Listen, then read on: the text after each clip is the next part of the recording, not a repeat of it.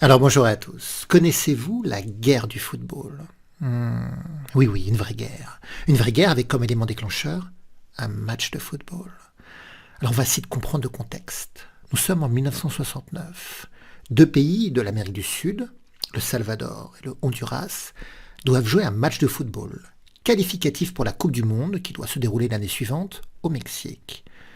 Oui, mais ces deux pays sont en tension depuis plusieurs années déjà. Il faut comprendre que le Salvador est un petit pays surpeuplé et les richesses territoriales sont très très mal réparties, si bien que beaucoup de Salvadoriens, de familles salvadoriennes, vont franchir la frontière et s'installer illégalement dans le sud du Honduras. Une installation mal vécue, mal supportée par la population du Honduras.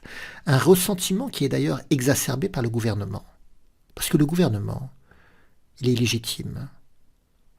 Il s'est installé suite à un coup d'État quelques jours seulement avant les élections, si bien que ce gouvernement est mal accepté par la population du Honduras et ils vont en profiter pour détourner le regard sur les Salvadoriens et exacerber, cristalliser toute la tension sur ces Salvadoriens.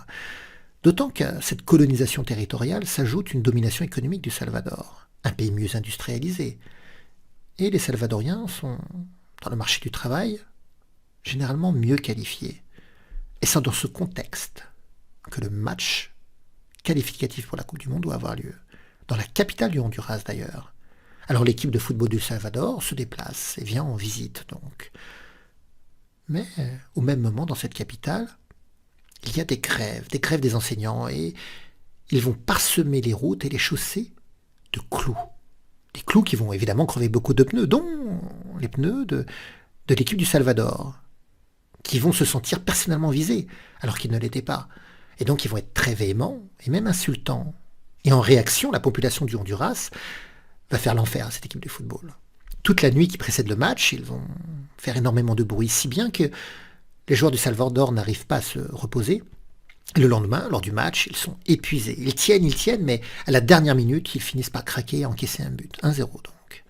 D'autant vous dire que cette situation est très mal vécue au Salvador et un match retour est prévu. Au Salvador donc. Alors c'est l'équipe du Honduras cette fois-ci qui fait le déplacement, ainsi que de nombreux supporters. Mais les supporters vont subir des agressions, il va même y avoir des viols et quelques meurtres. Quant à l'équipe du Honduras, leur hôtel est incendié. Alors ils changent d'hôtel, mais c'est pareil, ça va être l'enfer au niveau du bruit. Ils ne vont pas pouvoir se reposer le lendemain. Épuisés, fantomatiques, ils perdent 3-0. Alors puisque ces deux matchs ont été émaillés d'incidents, un match de départage, un troisième match est prévu au Mexique cette fois-ci, en territoire neutre. Et la presse, le gouvernement, la population, tout le monde est en tension, tout le monde est en ébullition, et tout est exacerbé, les tensions, l'agressivité.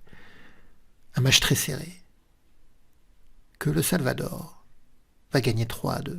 Alors le Honduras porte réclamation, ils s'en prennent aux arbitres, ils accusent les joueurs de tricherie, les frontières sont fermées.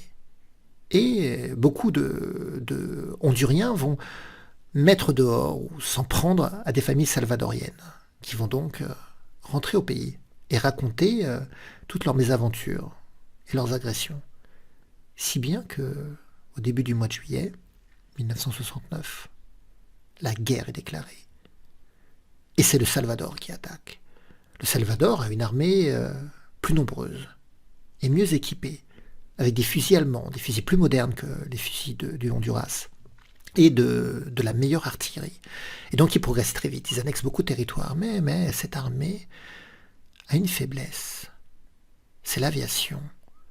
Alors les deux pays ont des vieux avions de la Seconde Guerre mondiale, d'ailleurs ça sera le dernier conflit armé où il y aura de ce type d'avion présent.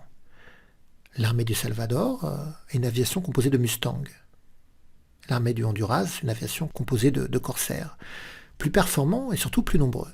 Si bien que l'aviation du Honduras détruit l'aviation du Salvador. Elle ne s'arrête pas là, ils vont détruire également les points de ravitaillement, les stocks de munitions.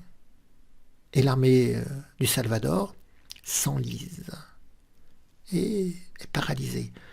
Alors là, sous pression de la communauté internationale, il est décidé de la fin des hostilités et l'armée salvadorienne va rentrer ainsi que les derniers immigrés qui étaient au Honduras. Et c'est finalement le gouvernement du Honduras qui s'en sort bien, parce qu'ils ont repoussé les Salvadoriens, ils ont pu faire leurs réformes agraires.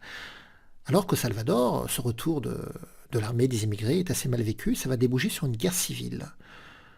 Et il faudra attendre 1980, pour qu'un accord de paix soit conclu entre ces deux pays. Alors si vous avez aimé cette histoire, n'hésitez pas à me laisser un pouce ou un commentaire et découvrir toutes les autres histoires qui sont présentes sur ma chaîne. J'aime raconter des anecdotes historiques ou des histoires un peu méconnues, négligées, mais qui méritent d'être racontées, d'être mises en lumière. Au revoir à tous.